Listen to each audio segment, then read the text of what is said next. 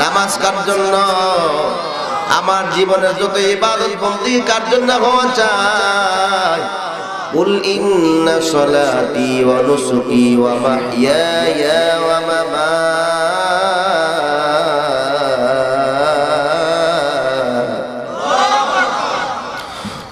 মামাতিয়া ওয়া মামাতি লিল্লাহ।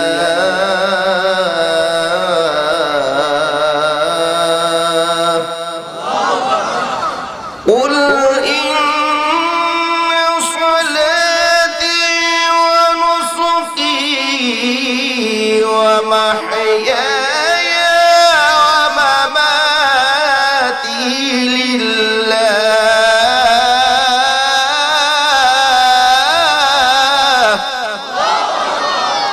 ومحياي ومماتي لله رب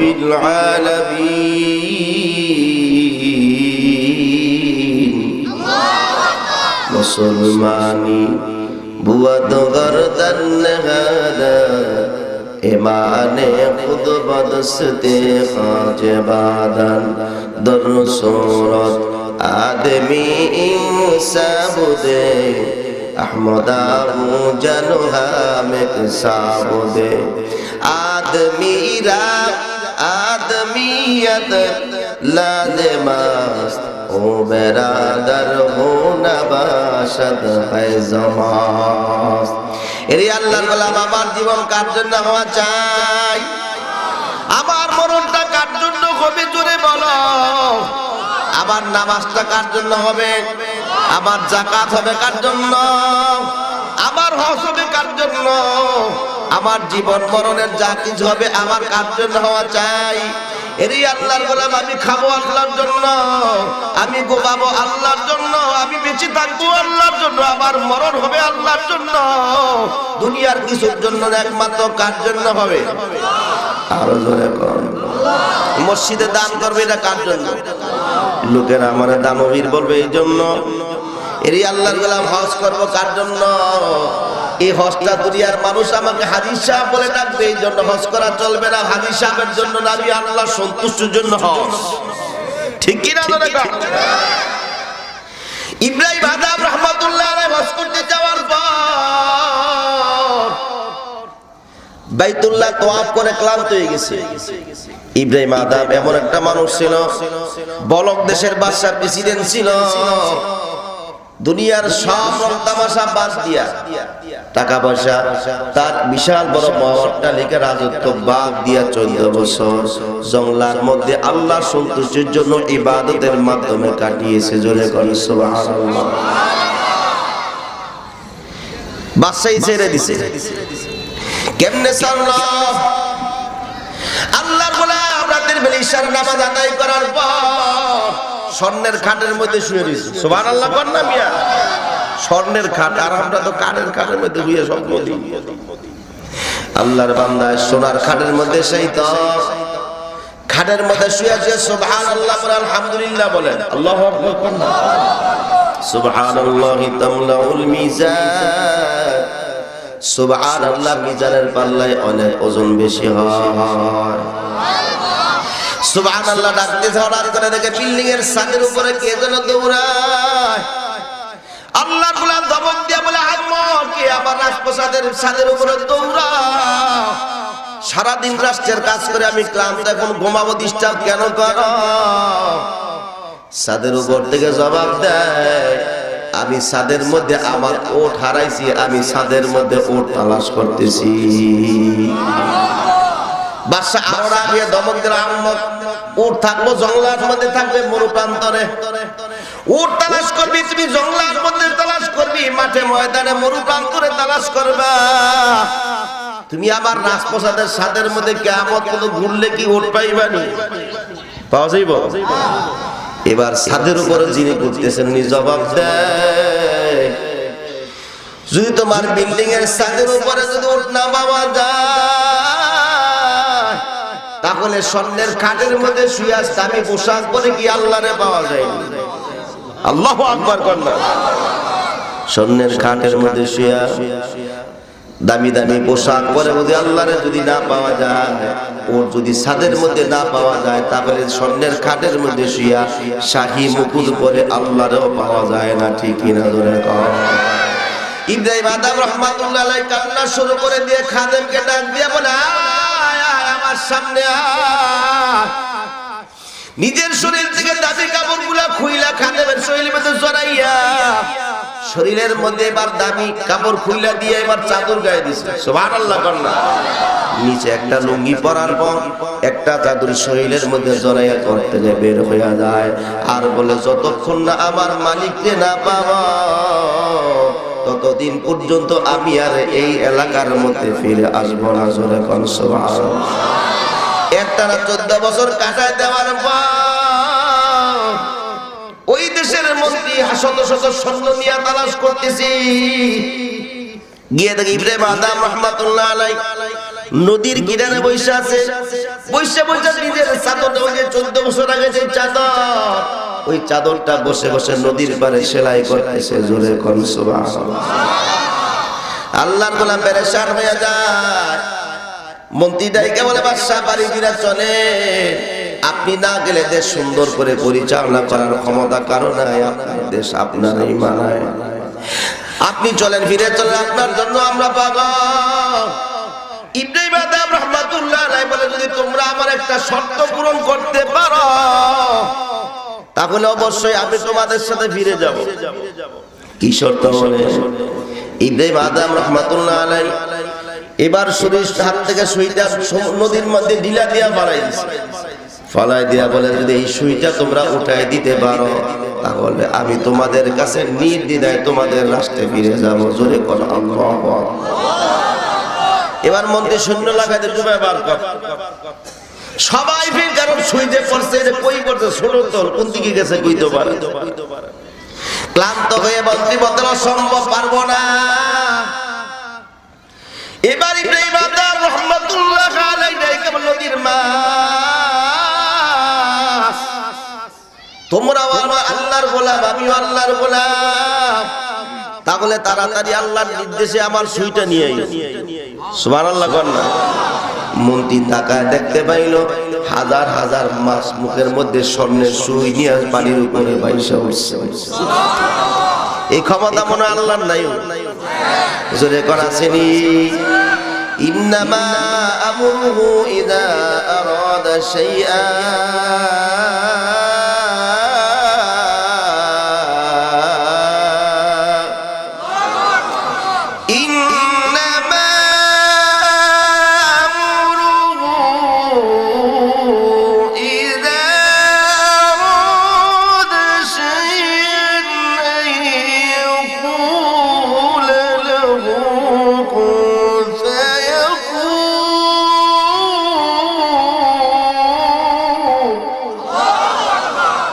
إنما أمره إذا أراد شيئا أن يقول له كن فيكون।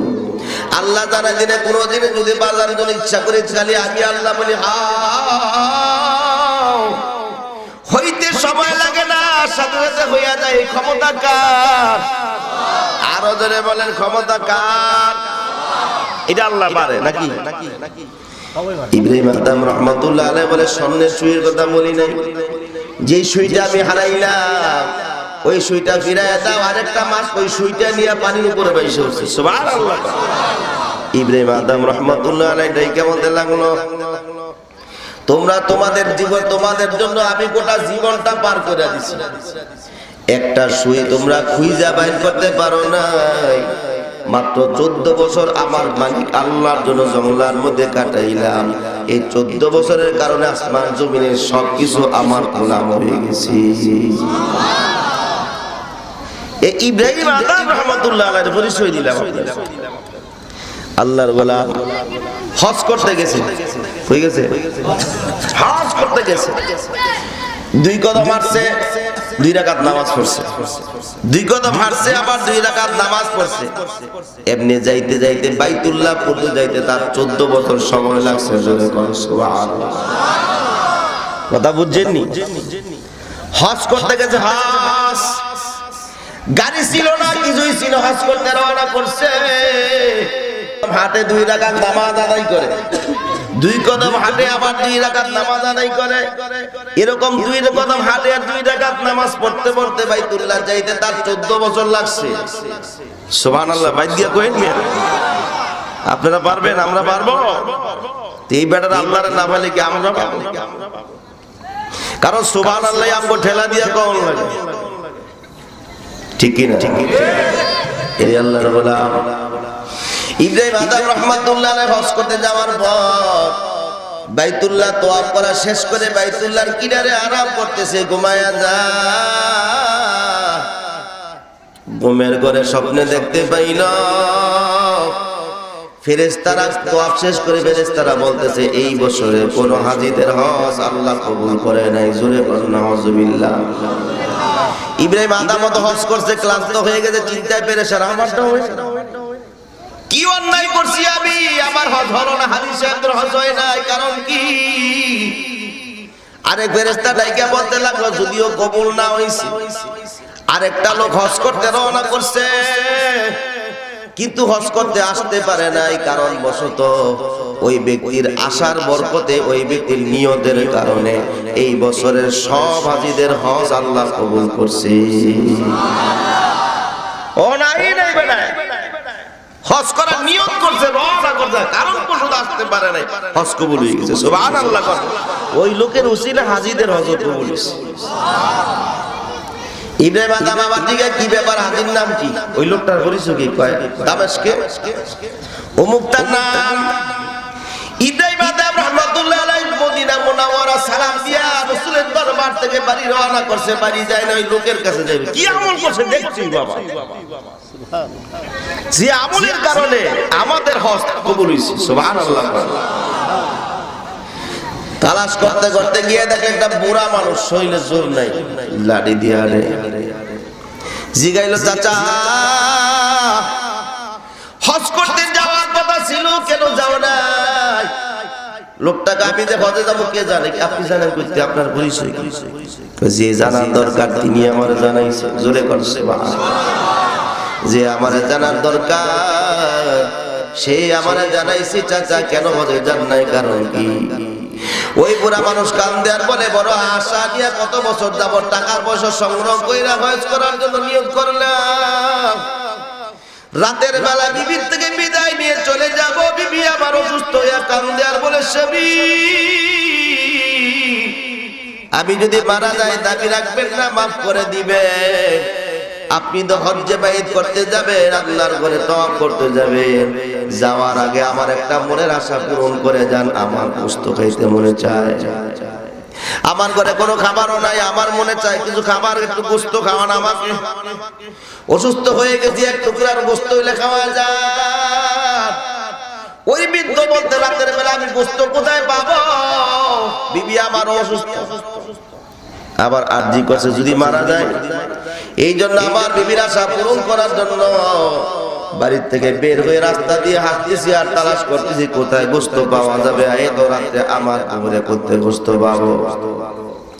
আল্লাহর কি কুদরত, চলতে চলতে কিছু দূর যাওয়ার পর গিয়ে দেখলাম রাস্তার কিনারে একটা শুনে ঘর, একটা কুঁড়ে ঘর, বাচ্চাদের কান্নার আওয়াজ পাওয়া যায়। ওই ঘরের ভিতর থেকে গোশতের ঘ্রাণ পাওয়া যাইতেছে, রান্না করার গোশতের ঘ্রাণ পাওয়া যায়। আমি সালাম আনতে বলতে লাগলাম কে আছো, তোমার ঘরের ভিতরে কে আছো?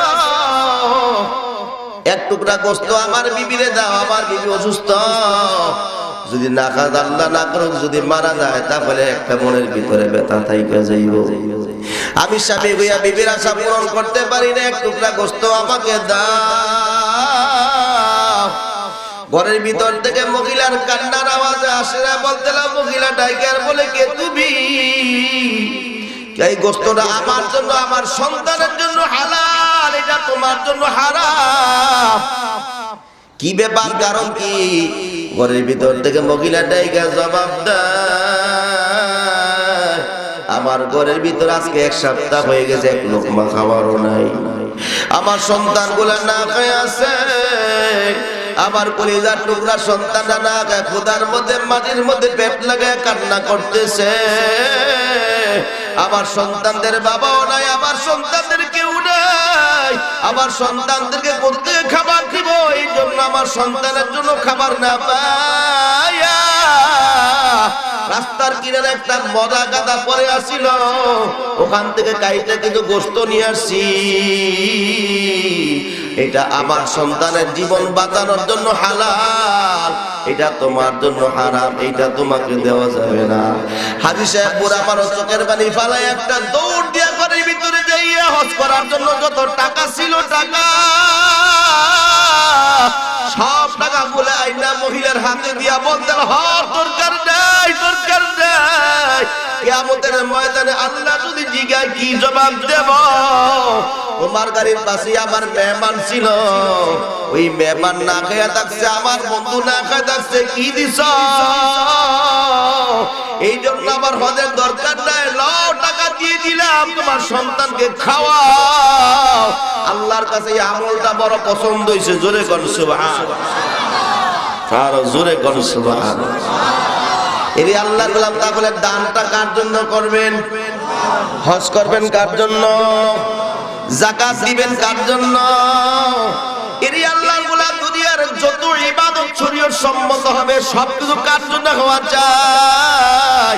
এর আল্লাহর গোলাম, আল্লাহ তো আপনারে বানাইছে আল্লাহর গোলামি করার জন্য, দুনিয়ার মানুষের গোলামির জন্য আল্লাহ আপনারে বানাই নাই। কারণ এক ফোঁটা নাপাক পানি দিয়ে আল্লাহ আপনারে বানায়া, আল্লাহ এত সুন্দর করে আপনার হাত দিয়ে, পা দিয়ে, চক্ষু দিয়ে আপনাকে এত সুন্দর করে বানাই দিয়া বলছেন লাকাদ খলাকনাল ইনসান, লাকাদ খলাকনাল ইনসানা ফি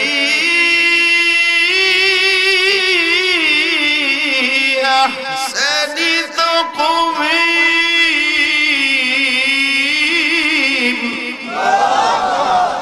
সুম্মা রাদাদনাহু আসফালা সাফিলিন। আল্লাহ তারা দিলে বান্দা, আমি তোমাকে সকল সুরতের দিকে সবচেয়ে সুদর্শন করে বানাইছি। জোরে কোন সুবহানাল্লাহ।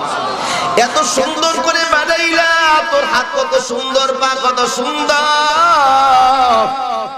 তোর চেহারা কত সুন্দর, কিয়ামত পর্যন্ত তোর চেহারার সাথে দুনিয়ার কোন মানুষের হুবহু মিল থাকবে না। ঠিক কি না? জোরে কর। কষ্ট হইতেছে? অসুবিধা নাই? কথা বুঝতেছেন? অসুবিধা নেই, কয়ে ছেড়ে দেবেন ইনশাআল্লাহ। আল্লাহ বুঝার তৌফিক দান করে। আরো জোরে কোন আমিন। রে আল্লাহর গোলাম, জোরে জোরে বলি, ডাকিয়ে বলি আল্লাহ। সবাই মুহাব্বত অন্তরে আল্লাহরে ডাকি বলি আল্লাহ। আরো জোরে বলি আল্লাহ। আল্লাহ বলছেন সব হইছে না? হয় নাই? আল্লাহ ডাক দিছেন, আপনি শোনেন আর না শোনেন, বিশ্বাস করেন আর না করেন, আপনি আল্লাহ বলতে দেরি, আল্লাহ আপনার ডাকের জবাব দিতে দেরি করে না। সুবহানাল্লাহ। এই জন্য ভাইরা আমার, আল্লাহ আপনাকে আমাকে কত সুন্দর করে বানাইলেন, হাত দিলেন, পা দিলেন, জবানটা দিলেন, চক্ষু দিলেন, কান দিলেন, পা দিলেন, অন্তর দিল, যা দরকার সব কিছু অঙ্গ প্রত্যঙ্গ সুন্দর করে বানাই দিয়া আল্লাহ দুনিয়াতে পাঠাই দিয়া জানাই দিলেন বান্দা করে পাঠানোর উদ্দেশ্য আর কিছু চাই না, তোর কাছে টাকাও চাই না, তোর কাছে ক্ষমতাও চাই না, তোর কাছে আমি আল্লাহ রিজিকও চাই না, আমি আল্লাহ তোর থেকে চাই তুমি আমার গোলামি করবা। গোলাম হইয়া খালি ইমানদার হইয়া তারপরে যদি আমার কাছে আসতে পারো, আমি আল্লাহ তোমার জন্য জান্নাতুল ফেরদাউস রাখছি। জোরে জোরে বলেন সুবহানাল্লাহ।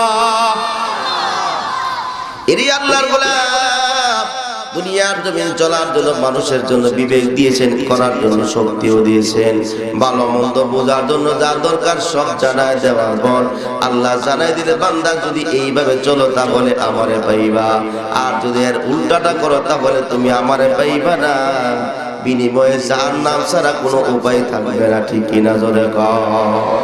এরে আল্লাহর গোলাম, কত বছর মাহফিল হয়েছিল নি? হয়েছিল না? কত বছর থেকে আজকে পর্যন্ত গত বছর যারা মাহফিলে থাকছে সবার ভিতরে কি এই জায়গার মধ্যে উপস্থিত আছে এখন সবাই? দুই একজন বেশির জনমের মতো গায়েব হয়ে যায় নাই। ওরে বাঙ্গাল বাড়ি মানুষ, ওরে আমার দরগা বাড়ি মানুষ ভাইরা, মসজিদে যারা জুমার নামাজ 5 ওয়াক্ত পর্দাগত রমজান থেকে ধরে সবে বরাত পর্যন্ত, এর মধ্যে কি সবাই দুনিয়াতে এখনো আছে না দুই একজন কবরস্থানে যায় নাই? এরি আল্লাহর গোলাম হাতে ধরে পায়ে ধরে বলিয়া যায়, দুনিয়ার জমিনে থাকতে পারবি না রে ভাই। ও বৃদ্ধ বাবারা, পর্দালের মা বোনরা থাকার সুযোগ নাই। কোন সময় না জানি আল্লাহ তোমাকে নেওয়ার জন্য পয়গাম পাঠায়া দিবে। থাকার তো সুযোগ পাইবা না, পালানোর মতো জায়গাও না, বেগে যাওয়ার রাস্তাও নাই, কোথায় যাইবা? কারণ যাওয়ার তো সুযোগ নাই। চতুর্দিকে আল্লাহ এমন ভাবে বেষ্টনী করে রাখছি, কই যাইবা, কোথায় পালাইবা? তোমার বাবাও পালাতে পারে নাই, তোমার বাবাও দাদাও পালাতে পারে নাই, তুমিও পালানোর সুযোগ নাই। ও বর্দালের মা, স্বামীর কথা অমান্য করো। আমার যুবক ভাইরা, বাবা মার হক আদায় করো না। তোমার মতো বহু যুবক রাস্তার মধ্যে পড়ে আছে, পরিচয় পাওয়া যায় না। তোমার মতো বহু যুবক তুমি মনে করো পুরা ফিরে নামাজ পড়ো, মা বাবার হক আদায় করো। আল্লাহর কসম দিয়া বলে, তোমার মতো যুবক মানুষ ছিল একজন পটুয়াখালীর যুবক। লঞ্চ পটুয়াখালীর 10 নাম্বার লঞ্চে যাত্রী ছিল। বাড়ির দিকে রওনা করার আগে মা জানাইলো, তোমার বোনের বিয়ে ঠিক করতে হবে, টাকার দরকার, বিয়ের বাজার সদাই করা লাগবে। যুবক ফোন দিয়া বলে, মা টেনশন করবা না, টেনশনের কারণটাই রে মা, আমি বাড়ি রওনা করব, বিয়ের বাজার আমি করব, মানুষকে দাওয়াত আমি দেব, টেনশনের কারণ নাই। মা নাই, মা সন্তানকে মা আশ্বাস দিলেন, সন্তানের বাবাও নাই, একটা বোন মাত্র। পটুয়াখালী 10 লঞ্চের মধ্যে উঠে রাতের বেলা রওনা করতে সকাল বেলা বাড়ি নামবে। মা একটু পর পর মারে বাবারে ফোন দেয়, মারে ফোন দেয়, মা টেনশনের কারণে এত ডিস্টার্ব দরকার না, আমি সকাল বেলা আসতেছি। লঞ্চে উঠে গেছি রে মা, টেনশনের কারণ নাই রে মা। একটু পর মা ফোন দেয়, তার মেয়ের নাই গেলে তাড়াতাড়ি যা, সকাল হয়ে যাইতে তোর ভাইকে গোসল দেওয়া লাগবে, পানি গরম কর, ভালো ভালো খাবার আয়োজন কর, বেডশিটটা পাল্টা, নতুন বেডশিট বিছা। তোর ভাই আসবে, অনেকদিন হয়ে গেছে, তোর ভাই বাজার করে নিয়ে আসতেছি, এখন আমাদের আর কোনো কষ্ট নাই। এদিকে মাও পেরেশান, সন্তান একটু পরে মারে বিভিন্ন কিছু জিজ্ঞাসা করা, পরামর্শ নেই। মেয়েটাও দৌড়ে গরম পানি করে মার জন্য, বাবা এর জন্য সুন্দর বিছানা বিছাইয়া ওই সন্তানটা গোসল করে, সন্তানের জন্য সব ব্যবস্থা মা করে দিল।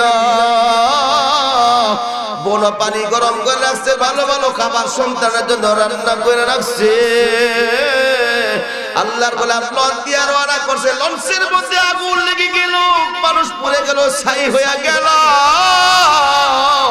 এই আল্লাহর গোলাম জানাই দিতে চাই, এই আল্লাহর গোলাম জানিয়ে দিতে চাই, তোমাদেরকে বলে যাই, হাতে ধরে পায়ে ধরে বলিয়ে যাই, মরণ একেবারেই কাছে, এত কাছে, পালানোর সুযোগ নাই। পালিয়ে যাইবা কোথায়, কোন সময় না জানি, আর যাইলে সে হাজির হইয়া যায়। এমন একটা সময় আসবে, পালানোর সুযোগ নাই, এমন একটা মুসাফির তোমার সামনে হাজির হবে, ওই মুসাফির তোমাকে ধরবে, পালানোর মতো সুযোগ নাই, ঠিক কিনা? এরে আল্লাহর গোলাম, মরণ আসার আগে ঈমান আমল মজবুত করো, মরণ আসার আগে তোমার জীবনকে, ঈমানকে মজবুত করো, আমলকে মজবুত করো। খাঁটি মুসলমান হয়ে কবরে যাও, আল্লাহ ওয়ালাদের মিলন মেলায় বসো, ওয়াজের ময়দানে বসো, তওবা করো, আল্লাহ ওয়ালাদের মিলন মেলায় যাও, টঙ্গীর ইস্তেমায় যাও, চরমনার ময়দানে যাও। এই জায়গার মধ্যে যাওয়ার পর মানুষের ঈমানই পাওয়ার মানে, ঠিক কিনা ধরে কার? যে জীবনে জিকির করে না তার জবানে জিকির শুরু হয়ে যায়, যে জীবনে কাঁদে না তার কান্না শুরু হয়। এই স্থানে, এই ময়দানে যাওয়ার জন্য কে কে রাজি? হাতটা উঠাই, নারে তাকবীর। আল্লাহ আমাদের কবুল করো, জোরে করে আমিন। যতগুলো আলোচনা হইল, আলোচনার ভুল ত্রুটি ক্ষমা করে দিয়ে